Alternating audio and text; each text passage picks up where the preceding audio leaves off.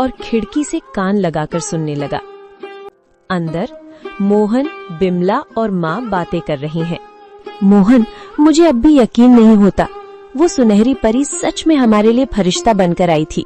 उसने कहा था ना कि जब तक दिल साफ रहेगा ये फसल बढ़ती रहेगी। हाँ बिमला, उसने उसी बरगद के पेड़ के पास दर्शन दिए थे जहाँ से मैं रोते हुए लौट रहा था। वो दिव्य प्रकाश, वो ममता भरी आंखें मैं कभी नहीं भूल सकता। काला भाई को शक हो रहा था, पर उसे कैसे समझाऊं कि ये सब दया का फल है। काला खिड़की के बाहर बुदबुदाते हुए, अच्छा तो ये बात है, बरगद का पेड़, परी और सुनहरी पोटली।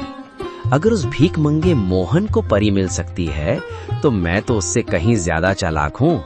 मैं भी कल उसी पेड़ के पास जाऊंगा और उस परी से सब कुछ छीन लूंगा।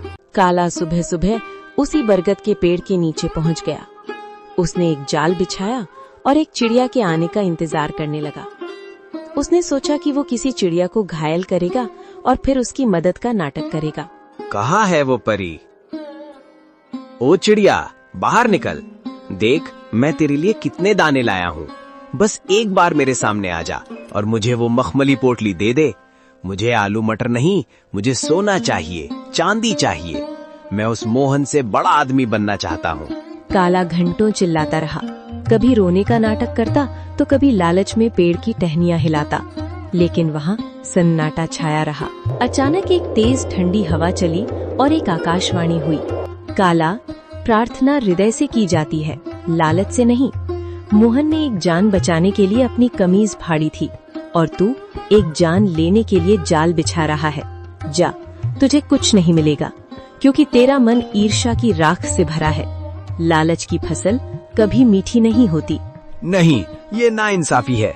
उस गरीब को सब कुछ और मुझे कुछ नहीं। अगर मुझे नहीं मिला तो मैं मोहन का भी कुछ नहीं रहने दूंगा। मैं आज रात उसके खेत को शमशान बना दूंगा। मोहन ने पहली फसल घर लाई। बिमला ने जब आलू और मटर की सब्जी बनाई तो उसकी खुशबू पूरे गांव में फैल गई। बीमार माँ ने जैसे ही एक निवाला खाया, उनके चेहरे पर रौनक आ गई।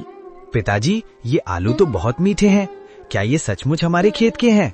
अब मुझे स्कूल जाने के लिए नया बस्ता मिलेगा ना?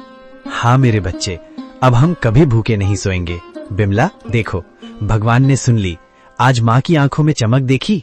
ये उन जादुई बीजों का ही प्रताप है। बिमला आंखों में आंसू भरकर, मैं तो डर गई थी मोहन। मुझे लगा था कि गरीबी हमारी पहचान बन गई है, लेकिन आज पहली बार लग रहा है कि हमारे घर में भी लक्ष्मी ने कदम रखा है। पर मुझे उस काला से डर लगता है।